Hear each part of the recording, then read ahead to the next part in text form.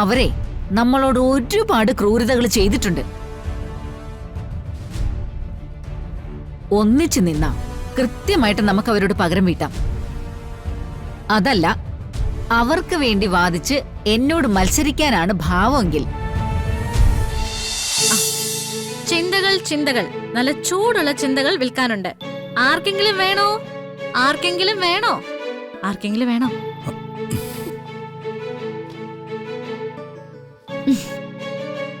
എന്തായി ചിന്തിച്ചു കൂട്ടുന്നത്? ഒന്നുമില്ലടോ, കുറച്ചു നേരമായിട്ട് മനസ്സിനൊരു സുഖമില്ല. എന്താ കാരണമെന്ന് ഇതുവരെ കണ്ടെത്താൻ പറ്റിയിട്ടില്ല. പക്ഷെ എന്തോ ഒരു ടെൻഷൻ. അത് തന്നെ ഉണ്ടാവില്ലേ? നിസ്സാര കാര്യമാണോ സിനിമയുടെ ലൊക്കേഷനിൽ നടന്നത്?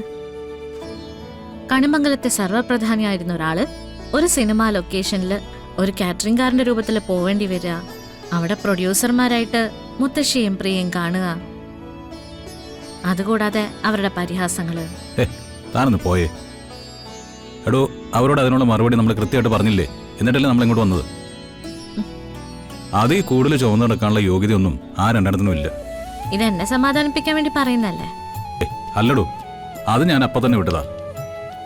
അവരുടെ സ്വഭാവം നമ്മൾ വിചാരിച്ച എങ്ങനെയെങ്കിലും നന്നാക്കാൻ പറ്റുമോ? അവര് അവരുടെ കാര്യങ്ങൾ എന്താന്ന് വെച്ചാൽ ചെയ്യട്ടെ. മാത്രമല്ല, തോറ്റിട്ടാണോ നമ്മൾ വന്നത്? രണ്ടെണ്ണത്തിനും കൊടുക്കേണ്ട പോലെ തന്നെ കൊടുത്തില്ലേ? അതിലൊക്കെ ഞാൻ ഹാപ്പിയാ. പിന്നെന്താ? അതെന്താണെന്ന് ഞാൻ എന്നോട് തന്നെ ചോദിച്ചോണ്ടിരിക്കുക. തലവേദന ഉണ്ടോ? കാപ്പി എടുക്കട്ടെ? തലവേദന ഒന്നുമില്ല, പക്ഷേ എന്തോ ഒന്ന് മനസ്സിൽ കിടന്നിങ്ങനെ തിരിഞ്ഞു മറിഞ്ഞ്. അതെ, സംഗതി എന്തായാലും പെട്ടെന്ന് കണ്ടെത്തിക്കോ. ഇതൊന്നും വച്ചു നീട്ടാൻ പറ്റുന്ന കാര്യമല്ല. ഞാനേ കുറച്ചേരം കിടക്കട്ടെ. കിടന്നോ? ഉറങ്ങണമെങ്കിൽ കുറച്ച് ഉറങ്ങിക്കോ, അതിനും കുഴപ്പമില്ല. ഇന്ന് വെളുപ്പിന് കുറച്ച് ഉറക്കമൊഴിച്ചല്ലേ? ആ, മുത്തശ്ശിയും പ്രിയങ്കയും ചെയ്ത കാര്യങ്ങൾ മനസ്സിൽ തട്ടിയിട്ടില്ലെങ്കിൽ പിന്നെ വലിയ കുഴപ്പമൊന്നും കാണില്ലെന്ന് എനിക്ക് തോന്നുന്നത്. എന്തെങ്കിലും അസ്വസ്ഥത തോന്നി എന്നെ വിളിക്കണം കേട്ടോ. വേറെ ആരെ വിളിക്കാം? വേറെ ആരെന്നെ നോക്കാനുള്ളൂ? ആ, തുടങ്ങി. ഇത് പറഞ്ഞില്ലല്ലോ എന്ന് ആലോചിക്കായിരുന്നു ഞാൻ. എങ്ങനെ മനസ്സ് ഓക്കെ ആണെന്ന് പറഞ്ഞാലും ഇടയ്ക്ക് എന്തെങ്കിലും ഒന്ന് പറഞ്ഞു കൂട്ടണം കേട്ടോ. താൻ ഹാപ്പിയാണോ? എന്നെ സംബന്ധിച്ചിടത്തോളം എങ്ങനെയാണെന്നറിയോ? കണിമംഗലത്ത് നിന്ന് പുറത്തിറങ്ങിയ നിമിഷം ഞാൻ മനസ്സുകൊണ്ട് ആദ്രശ്ശേരിയിലേക്ക് എത്തി. അച്ഛൻ്റെ അമ്മയുടെയും കൂടെ അധികം ആഗ്രഹങ്ങളൊന്നും ഇല്ലാതെ കഴിഞ്ഞിരുന്ന കാലത്തിലേക്ക്. ആ നിലയ്ക്ക് നോക്കിയാ ഞാനിപ്പോ ഹാപ്പിയാ. ചെയ്യുന്ന കാര്യങ്ങളെല്ലാം വിജയിക്കുന്നുണ്ട്. നമ്മൾ ചെയ്യുന്നതിന് കൃത്യമായിട്ട് പ്രതിഫലവും കിട്ടുന്നുണ്ട്. ആളുകൾ നല്ലത് പറയുന്നുണ്ട്. ഇതിൽ കൂടുതൽ എന്താ പ്രതീക്ഷിക്കണ്ടേ? പക്ഷേ ഒരു കുഴപ്പമേ ഉള്ളൂ. ആ, എന്റെ കെട്ടിയോനടുത്തനുണ്ട്. ആവശ്യമില്ലാത്ത കാര്യങ്ങളൊക്കെ ചിന്തിച്ചോട്ടി മൊത്തം അങ്ങ് വഷളാക്കി കഴിഞ്ഞു. ശരിയാക്കി കളഞ്ഞ കടന്നു.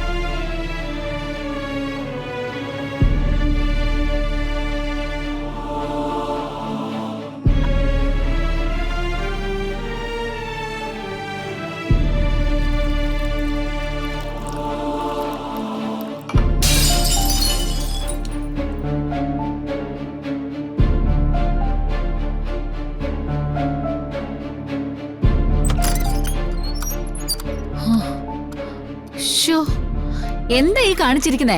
അത് പൊട്ടിച്ചപ്പോ സമാധാനം കിട്ടിയോ? അത് ഞാൻ വെള്ളം എടുക്കാൻ വേണ്ടിട്ട്. ഈ കിടന്ന കിടപ്പിലും അഹങ്കാരം കാണിച്ചിട്ടായിരിക്കും. കൽപ്പനെ, ഇതൊന്ന് പെട്ടെന്ന് വൃത്തിയാക്ക്. ബാക്കിയുള്ളവരുടെ കാലിലും കുപ്പിച്ചില് കയറണ്ട. എന്താ പറഞ്ഞതനുസരിക്കാൻ വല്ല ബുദ്ധിമുട്ടുണ്ടോ?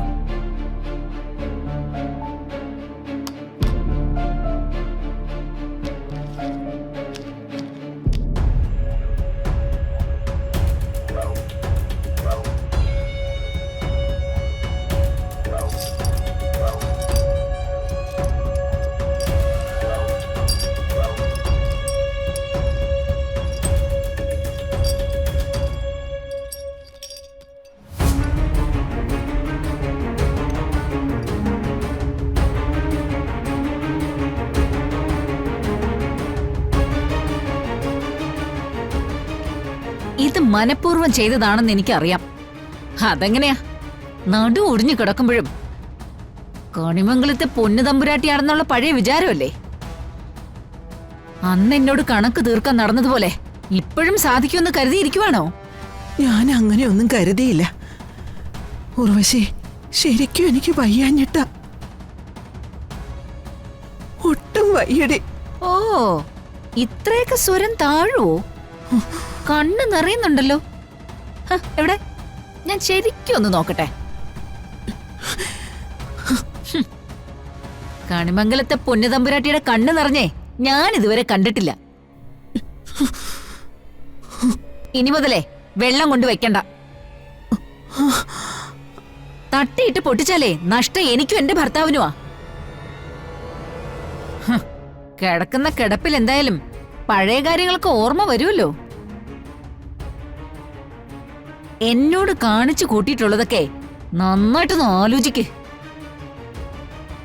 അപ്പോ ഈ ഉർവശി ചെയ്യുന്നതിന്റെ കാരണങ്ങളൊക്കെ നിങ്ങൾക്കും അറിയാൻ പറ്റും.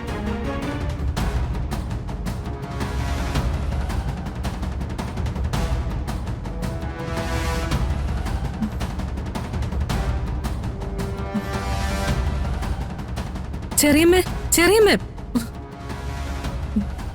എന്താടി കൽപ്പനെ? മുത്തശ്ശിക്ക് ഒട്ടും വയ്യ. ഇങ്ങനെ കിടന്നാ ചിലപ്പോ മരിച്ചു പോവും. എന്തെങ്കിലും മരുന്ന് വാങ്ങിക്കൊടുക്കാം. ഓ, നീ ഇപ്പൊ കൂറുമാറിയോ? എപ്പോഴാടി കണിമംഗല ജയഭാരതിയെ കുറിച്ച് നീ ഇങ്ങനെയൊക്കെ ചിന്തിക്കാൻ തുടങ്ങിയത്? എന്നേക്കാൾ മുമ്പേ അവരെ ചതിക്കാനുള്ള പ്ലാൻ ഉണ്ടാക്കിയിരുന്നതൊക്കെ നീയല്ലേ? അവരെ നമ്മളോട് ഒരുപാട് ക്രൂരതകൾ ചെയ്തിട്ടുണ്ട്. ഒന്നിച്ചു നിന്നാ കൃത്യമായിട്ട് നമുക്ക് അവരോട് പകരം വീട്ടാം. അതല്ല, അവർക്ക് വേണ്ടി വാദിച്ച് എന്നോട് മത്സരിക്കാനാണ് ഭാവമെങ്കിൽ വേണ്ട കൽപ്പനെ. കണിമംഗല ഉർവശിക്ക് എതിരെ നിൽക്കുന്നവരെന്നും അത്രയ്ക്ക് ബഹുമാനമില്ല. പണി ഞാൻ തരുവേ.